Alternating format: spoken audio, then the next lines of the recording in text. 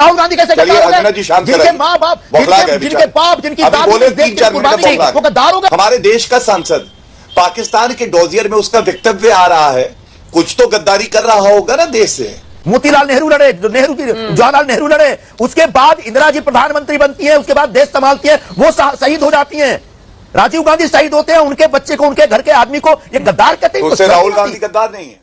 जय श्री राम दोस्तों, welcome to my debate. सो आज की डिबेट बहुत ही शानदार होने वाली है। आज की डिबेट गौरव भाटिया और संजय निरुपम के बीच होने वाली है। इस डिबेट में गौरव भाटिया ने संजय निरुपम को जमकर उधेड़ा। यह डिबेट बहुत ही शानदार होने वाली है, अंत तक जरूर देखें। अगर चैनल पर पहली बार आए तो लाइक करें, सब्सक्राइब करें तथा कमेंट करना ना भूलें। उनके कन्विक्शन के ऊपर स्केल लगा दिया तो भारतीय जनता पार्टी उल्टा लटक जाएगी, तो भी उनको बहाल करना पड़ेगा, उनकी सदस्यता बहाल करनी पड़ेगी, और करना पड़ा। और जैसे ही आज राहुल गांधी लोकसभा पहुंचते हैं, वैसे ही जानबूझ के बीजेपी अपना नया तमाशा लेकर के आई है। इस तमाशे को हम खारिज करते हैं और साफ साफ शब्दों में एक बार फिर कहते हैं कि किसी भी संस्था ने, किसी भी व्यक्ति ने, किसी भी एजेंसी ने, किसी भी न्यूज पोर्टल ने अगर चाइनीज कंपनी या किसी भी संस्था से, किसी विदेशी से कोई भी पैसा लिया है, अगर वो गैर कानूनी तरीके से लिया हुआ है, अगर लीगली नहीं है, सरकार को सूचित करके नहीं दिया गया, बिल्कुल कांग्रेस पार्टी कभी आपको रोकेगी नहीं। और ऐसी संस्थाओं और एजेंसियों से कांग्रेस का कोई लेना देना नहीं है, साफ साफ शब्दों में बोला जा रहा है। वो कह रहे हैं कि अगर दोषी है तो कार्रवाई कीजिए। बीच में इनको टपकने की बहुत आदत है। देखिए गौरव जी, अगर दोषी है तो कार्रवाई कीजिए, चाहे वो तो सिर्फ बयानबाजी शब्दों की मर्यादा बनाए रखे। अंजना जी, शब्दों की मर्यादा बनाए रखे, वरना ऐसा ना हो राहुल गांधी की गोद पे टपक जाए। अभी धन्यवाद। देखिए, सवाल उठा था एमओयू को सार्वजनिक कर दो, उत्तर मिला नहीं। 1.5 करोड़ की रिश्वत क्यों ली, तो पीएम केयर पे पहुंच गए। पीएम केयर पे इनको यह भी जानकारी नहीं है कि जो भी कंपनी डोनेशन देती है उसका मेजॉरिटी स्टेक भारतीय कंपनी ही इनकॉर्पोरेटेड होती है, उसमें किसी का इन्वेस्टमेंट हो, यह भी इनको पता नहीं है। आज पूछ रहे हैं कि चीन से कितना पैसा आया है पीएम केयर, ठीक है, पीएम केयर फाउंडेशन में, क्या आप ये डेटा दे सकते हैं कि चीन से कितना पैसा उसमें आया है? चीन की किसी कंपनी ने, किसी पार्टी ने पैसा दिया है? गौरव जी। अंजना जी, मैं तो आपसे कहूंगा, आप ऐसी सम्मानित पत्रकार हैं, ये जो गद्दार बैठे हैं, जो चीन के साथ समझौता करते हैं, रिश्वत लेते हैं, उसे सार्वजनिक नहीं करते हैं, इनको उत्तर देने के लिए हम बात हैं। ये गद्दार हम हो गए। शांत टपक जाएंगे अभी आप। अभी आप ही को टपका रहा हूं, शांत करिए महोदय। गद्दार शब्द वापस लो। क्या गद्दारी की मैंने? कौन सी गद्दारी की बताओ मुझे आप। ठीक है, गद्दार शब्द वापस, एक भी शब्द बोलोगे आप। ये राहुल गांधी ने करी, आपने नहीं, राहुल गांधी ने करी है। How dare you to call me गद्दार? मैं बताता हूं राहुल गांधी कैसे गद्दार हो गए? जिनके माँ बाप, जिनके बाप, जिनकी बोले 3-4 मिनट वो गद्दार हो गए। शर्म नहीं आती आपको? जिन लोगों ने अंग्रेजों की दलाली की, जो अंग्रेजों के गौरव जी जवाब दीजिए, विरोध किया, लेकिन आपके गौरव जी गद्दार जैसा शब्द थोड़ा सोच समझ कर बोलिए। अगर आपके नेता के लिए भी ऐसा शब्द इस्तेमाल किया जाएगा तो आपको भी बुरा लगेगा। अंजना जी, मैं आपसे एक बात कहूंगा, आपने कहा गद्दार शब्द का इस्तेमाल किया तो बुरा लगेगा। आपको याद है राहुल गांधी ने चीन के तो कसीदे पढ़े, तारीफ करते हैं, देश के प्रधानमंत्री को, मैं नरेंद्र मोदी जी की बात कर रहा हूं, सरेंडर मोदी कह दिया था, सरेंडर मोदी। क्या कोई देश का प्रधानमंत्री ऐसे देश के सामने सरेंडर करेगा जो भारत की तरफ बुरी नजर रखता है? वो प्रधानमंत्री जिसने बालाकोट एयर स्ट्राइक के लिए खुली छूट दी हमारी वायुसेना को और घुस के ठोका पाकिस्तान को। और याद करिए, राहुल गांधी को माफी मांगनी चाहिए पहले। कोविड को मोविड बुलाया, मोविड क्या होता है? अंजना जी, संजय वापस लेना पड़ेगा। संजय जी, किसी बात पे मत अटकिए, वरना आपके पास कोई तरीका नहीं है कि आप चौकीदार चोर है को वापस ले सकें। गौरव जी, ठीक। देखिए, मैं बिल्कुल कहूंगा, राहुल गांधी अगर देश के प्रधानमंत्री को सरेंडर मोदी कहेंगे तो वो गद्दारी कर रहे हैं। और मैं आपको यह भी दिखाना चाहता हूं, जब अनुच्छेद 370 को संशोधित किया गया, उसके बाद पाकिस्तान ने जो डोजियर भेजा था कश्मीर पर, उस पर राहुल गांधी का वक्तव्य था। उसमें लिखा था, राहुल गांधी कह रहे हैं कि गला घोटा जा रहा है वहां के नागरिकों का, और यह पाकिस्तान ने दिया। मैं ये पूछना चाहता हूं, हमारे देश का सांसद पाकिस्तान के डोजियर में उसका वक्तव्य आ रहा है, कुछ तो गद्दारी कर रहा होगा ना देश से, कुछ तो देश विरोधी कार्य कर रहा है। और अंजना जी, आप मुझे यह बताइए, क्या यह सत्य नहीं है कि राहुल गांधी वो व्यक्ति हैं जो गलत सलत बोलते हैं, विदेशी धरती पे जाके कहते हैं मिट्टी का तेल लेकर लोग घूम रहे हैं आग लगाने के लिए? क्या यह सत्य है?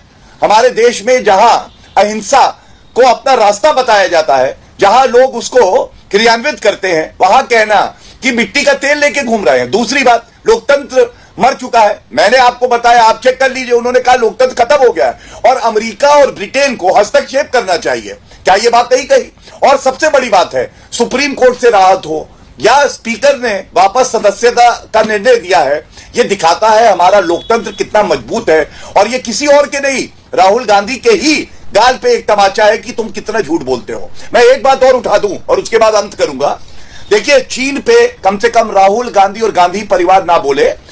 जवाहरलाल नेहरू पूर्व प्रधानमंत्री 1962 का युद्ध जब हरवाया उन्होंने हिंदी चीनी भाई भाई का नारा देके, ये उनके शब्द हैं, सार्वजनिक ऐलान किया था और मैं पढ़ रहा हूं कोट, सीला पहाड़ है बांदीला के ऊपर, हमारे हाथ से निकल गया। जवाहरलाल नेहरू। 42,000 स्क्वायर किलोमीटर की भारत की भूमि चीन को देने वाला कौन?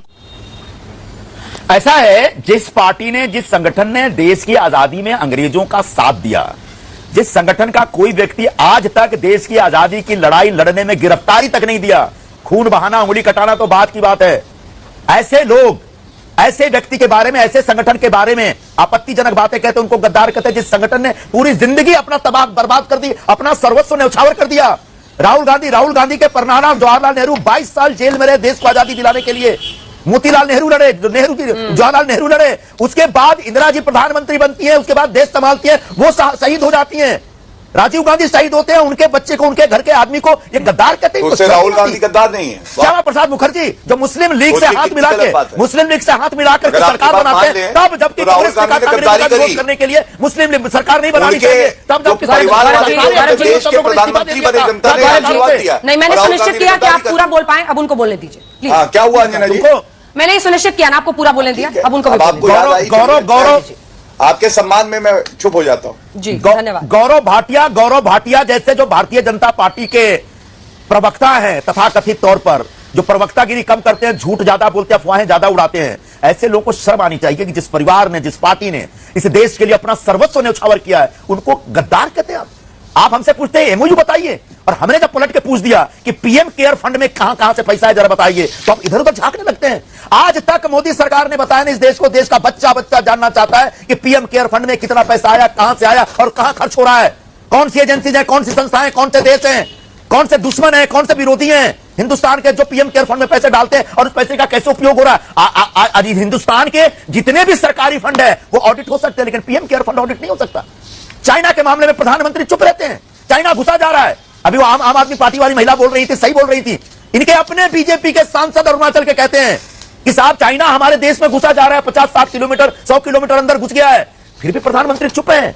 गौरव भाटिया जो अपने आप को देशभक्त और राष्ट्रभक्त कहते हैं, कभी चाइना के खिलाफ एक शब्द बोलने की हिम्मत नहीं, चाइना के घुसपैठ के खिलाफ एक शब्द बोलने के। हम जब चाइना पे अटैक करने की बात करते हैं तो ये राहुल गांधी पे अटैक करते हैं, कांग्रेस पे अटैक करते हैं। अरे लड़ो ना चाइना से, हिम्मत है तो। ठीक है, आप बरसिए, आप अपने नेता को डिफेंड भी कीजिए, लेकिन राहुल गांधी ने जो चीन की तारीफ की, उस पर मैंने 3 बार आपसे प्रश्न किया, आपने एक बार मुझे जवाब नहीं दिया।